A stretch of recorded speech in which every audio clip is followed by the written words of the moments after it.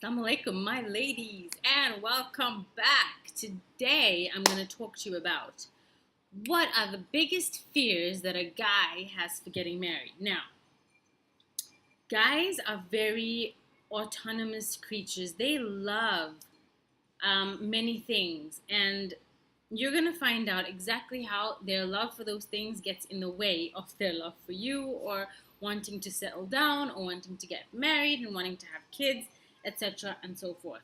So, number one, a guy losing his freedom is one of the biggest problems that he sees in settling down. Many guys wait well into their 30s and 40s to settle down because of the fear of losing their freedom. I mean, a guy does not like being told what to do in general. They don't like being controlled, especially the masculine guys and the alpha males whom feminine women are attracted to. A guy fears losing his freedom to do what he wants, when he wants, and with whom he wants. Now, they're afraid of losing their freedom in being buckled down to a woman who tells them, "You can't go there, so don't go there. You can't go fishing today. I want you home with me." Especially if she's a woman with low self-esteem and she feels like she needs to control him because it gives her some sort of power in the relationship, because she lacks her own, she can't keep it straight in her own life, so she feels like she needs to control her man to make her feel like she can keep it together. This is, of course, unhealthy, dependence on this man. Of course, but if a guy settles with a woman who's like, "No, you can't go fishing today, and no, you can't go hang out with your friends, and no, I don't like it when you go to see your mother, and no, you can't," no, all of that causes stress and tension for a guy, and he absolutely resents it. And even though he may love you and he may give in to you for a while, he will hate you, and it will end up causing fights in future. So he hates losing his freedom. And he hates being told what to do when he can. "Oh, you're eating too much ice cream, you need to stop." He doesn't want someone telling him what to do, even though he may love his mom, and maybe he wants you to be like his mom in many ways. He actually hates the nagging part of it, and for you to tell him all the time what to do. And then we come to with whom he wants. Now, guys love variety, and they love exploring women, and they love, hopefully they won't be treated in a haram way. I mean, I'm really hoping that we can do things as far as possible in halal way, but this is the real world we're talking about, and the real nature of man, which is why Allah has prescribed many things like polygamy, which a lot of women are going to gun me down for. Fine, shoot me, I don't care. But the fact is, men love variety. They love having strawberries one day, maybe the next day blueberry, maybe the next day sparberry, maybe the next day gooseberry, maybe the next day another type of berry. All the types of berries. They want flavors, they want variety, they want different things, they want different strokes. They want to find out what their strokes are, they want to explore. So men love variety, no one can deny that.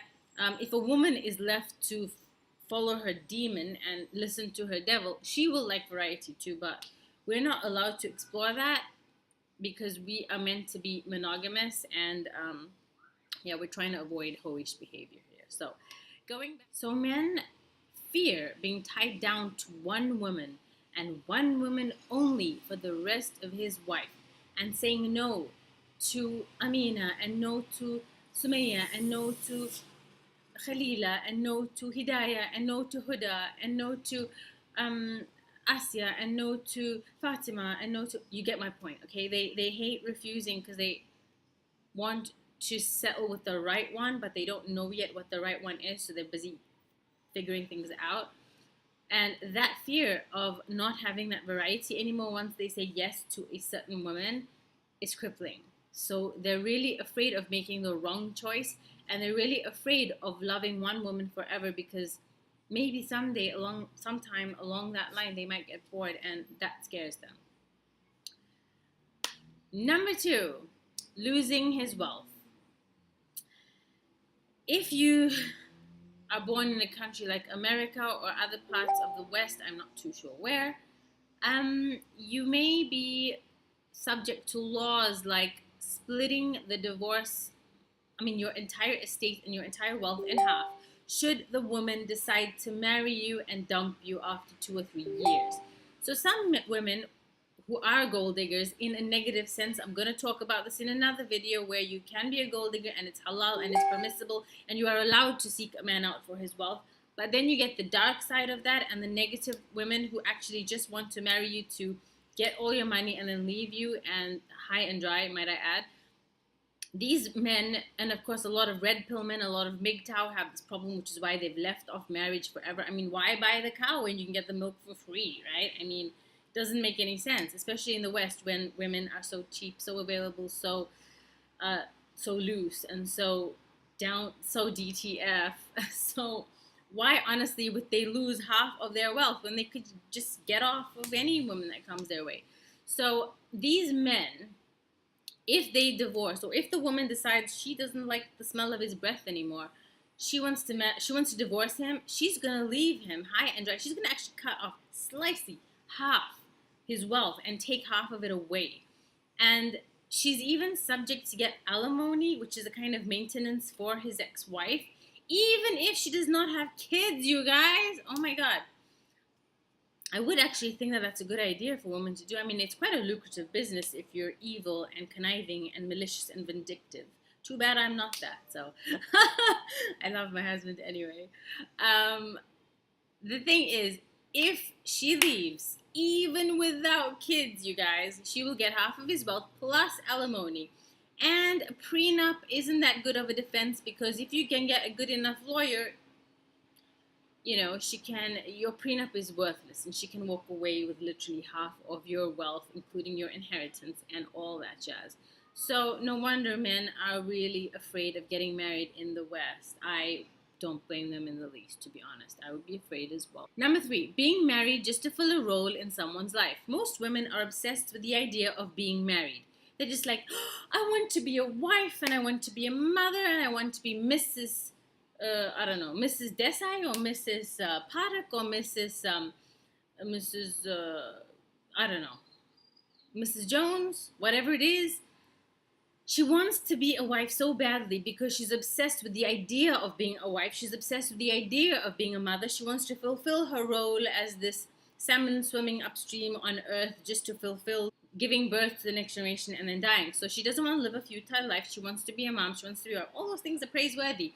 But if you're doing it just because you just want to have this in your life and it's all about you, and you don't really care about which guy, you're like, maybe you'll do. No, you don't have enough money. No, you're good looking and you'll do. So it doesn't really matter whether he has everything together and whether he is the best fit for you. You just want him because he's nice to have next to you on your arm, like a nice Gucci handbag, you know. Now, a guy's greatest fear in that respect is that you just fill a role in his life. You're just getting him to marry you because you want to fulfill your own dreams and desires. You're not marrying him because you love him for him and you appreciate everything that he is. No, you're marrying him because you want Mr. Jones on your arm. You want everyone to know that you're Mrs. Jones's wife, and so on and so forth. And that is what he's afraid of. Just being an object. Now, women are being used to being objectified. Well, guess what? Guys are also afraid of being objectified. Now, brings us to number 4. He's afraid that his mother won't like you, and he's afraid that your families won't get along, which is, of course, a very valid fear. And, you know, he's, of course, very wary of that and hopes that his mother and his family will like you and that you guys will get along. I don't think I need to explain that much. Number 5, he's afraid of being attracted to his wife long term and whether she will end up looking like her mom. If her mom does not look very good, he's going to think, according to Freud, the Freudian philosophy is that if you want to look like what your wife will look like in 50 years' time, look at her mother. Can you live with that? Guys, can you live with that? If you can't, she ain't your girl. So that's something that a guy fears as well. Now, it's not always the case that a mother is going to look, that your wife is going to look like her mother or age in that way. But it is a fear that they have where, hey, you know what, after the kids come, maybe she's going to get fat, maybe she's going to put on weight, maybe she won't look after herself, maybe she, won't look as good as she did when we were dating or when we just met or when we just saw each other for the first time in our early days, or maybe she won't look good in the picture that we were given. 20 years down the line, they're afraid of that. They're afraid of loving that woman, and then she takes care of herself so beautifully in her in the early stages of marriage or courtship, but in the later times of life, she slaps on a big fat t-shirt and baggies, and she just walks around like that all day, and it's very off-putting for a guy, so he does not want to get any piece of that pie. Next, will she cook like my mother? Now, this is, as you might have guessed, more of a desi thing than anything. Um, Arabs don't really have this just because their food is pretty simple, so they don't really have that much fuss about their food. But when it comes to Indian, Pakistani, Afghani, and other types of Asian men, they do have a lot of pressure for their wives to conform to cooking like their moms. And, they've been spoiled upon her good cooking their entire lives. So they do have this fear that maybe her food won't taste good enough, or her food will not taste as good as my mom's. And I can't live without my mother's food, y'all. So I am afraid I won't like her cooking. And since cooking and food is such a big act and expression of love from a woman, if a guy does not like her food, that is going to cause some major stress and resentment. Next, will she use my love to abuse me and control me and try to change me? Every guy is afraid, and girl, but here we're talking about the guys. Every guy is afraid that once he gives you his heart, you're going to change him. You're going to come in with your Mrs. Fix-It, Maker, Happener, toolkit of spanners and screwdrivers, and you're going to try and now reorganize this guy and change him and, get him to dress another way, or get him to stop having his hair a certain way, or getting to have him stop talking a certain way, or get him to start being another version of himself that is your creation and not exactly who he is as a person. And again, objectification. He is not your little puppet to chop and change, or your rag doll to like readjust, or your Lego man that you can pick apart and put back together in the assembly of your choice. He is a human being with his own likes, dislikes, personality, character, way of dressing. We should try and accept the guy for who he is. You can help him improve with love and compassion and without being bossy or naggy, but having to totally change a person, not a good idea. He's not going to dig that, and that's not good for your relationship either. Plus, lessen up on being such a control freak, ladies. Number 8, will someone steal her from me? Is another fear that guys have, but it's kind of a self-esteem issue on his part. It could become that, okay? If she's, for example, extremely beautiful, or he just has a lot of insecurities, he's going to be afraid of, oh my God, is someone going to come in and try and steal my wife from me? And then he's going to end up locking her up, maybe abusing her and being extremely controlling and limiting her freedom of movement, her activity, her even meeting her own family. This could get ugly, so beware of that. I will make another video soon, inshallah, about the ways and the red flags to spot a guy who has abusive and controlling and manipulative behavior, who's not going to be the best fit for you if you're not a homebody who likes being controlled. Some girls are into that. Okay. Number 9, is she marrying me because of my status or my title? Is she marrying me because I'm a doctor, a lawyer, a physician, a famous scientist, a prince like Prince Harry? Is she marrying me for my title, or is she marrying me because she loves me for me?